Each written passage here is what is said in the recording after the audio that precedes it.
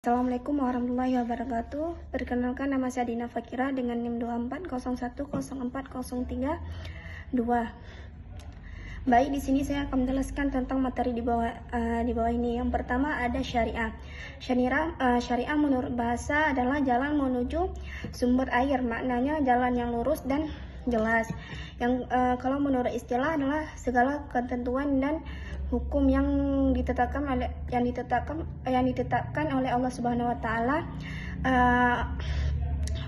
untuk hambanya melalui rasulnya.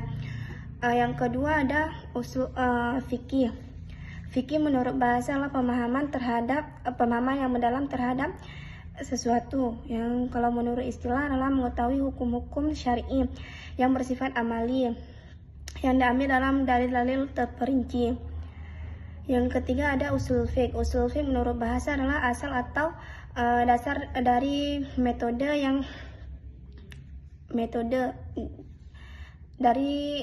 dasar dari sesuatu. Kalau menurut istilah ilmu tentang kaidah dan metode yang digunakan untuk mengali hukum syar'i dari dalil-dalil yang terperinci. Yang keempat ada dalil. Dalil menurut bahasa adalah petunjuk kepada sesuatu. Kalau menurut istilah adalah sesuatu yang dapat mengantarkan kepada pengetahuan tentang hukum syar'i seperti Al-Quran, Sunnah, Ijma' dan Qiyas.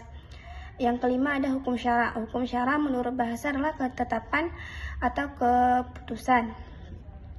Kalau menurut istilah adalah kitab Allah Subhanahu wa taala yang berkaitan dengan perbuatan mukallaf, baik berupa perintah, larangan maupun ketetapan hukum. Yang keenam ada ijtihad. Ijtihad menurut bahasa adalah mengarahkan segala kemampuan dan kesungguhan. Kalau menurut istilah adalah mengarahkan seluruh kemampuan untuk mengali hukum syar'i dari dalil-dalil yang dalil-dalilnya secara mendalam. Yang ketujuh ada istimbat. Istimbat menurut bahasa adalah mengeluarkan sesuatu yang tepat tersembunyi. Kalau menurut istilah adalah proses mengali dan menetapkan hukum syar'i dalam dalil-dalil yang dirinci melalui metode ijtihad. Yang kedelapan ada qadha. Qadha menurut bahasa adalah menetapkan atau memutuskan atau menyelesaikan. Kalau menurut istilah adalah keputusan hakim terhadap sesuatu perkara hukum berdasarkan dalil syar'i untuk menyelesaikan sengketa di antara pihak dan berperkara. Yang ke-9 ada fatwa. Fatwa menurut bahasa adalah jawaban atas pertanyaan hukum. Kalau menurut istilah adalah penjelasan hukum syar'i terhadap sesuatu permasalahan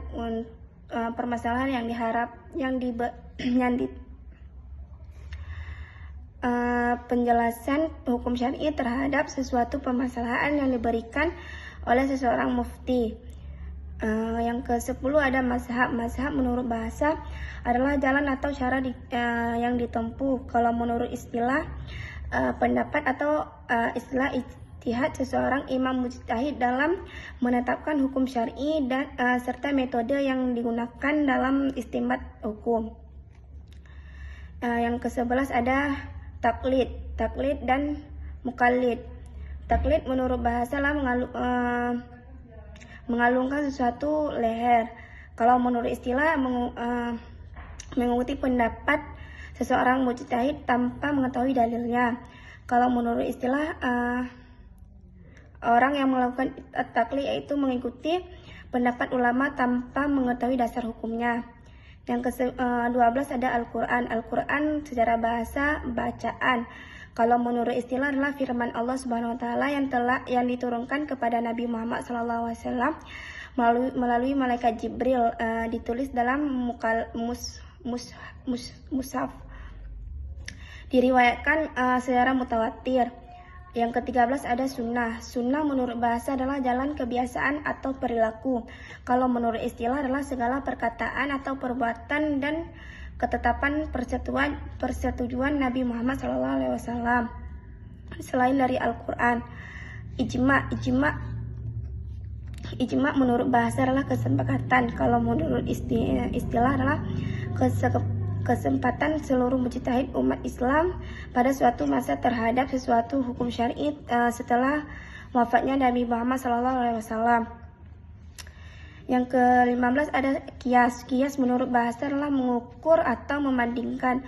Kalau menurut istilah adalah menyamarkan hukum sesuatu perkara yang tidak ada nasnya dengan perkara yang ada nasnya karena memiliki ilah yang sama. Yang ke-16 ada sahabat. Sahabat secara bahasa adalah teman atau orang yang menyertai.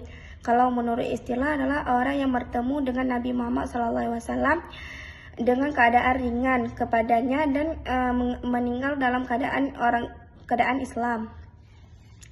Yang ke-17 ada tabi'in. Tabi'in menurut bahasa adalah orang yang mengikuti. Kalau menurut istilah orang yang bertemu dengan sahabat Nabi Muhammad SAW beriman dan meninggal dalam keadaan Islam. Yang ke-18 ada tabi'al al-tabi'in. Menurut bahasa adalah pengikut dari pengikut. Kalau menurut istilah adalah generasi yang bertemu dengan para tabi'in beriman kepada mereka dan meninggal dalam keadaan Islam. Sekian penjelasan dari saya. Terima kasih. Assalamualaikum warahmatullahi wabarakatuh.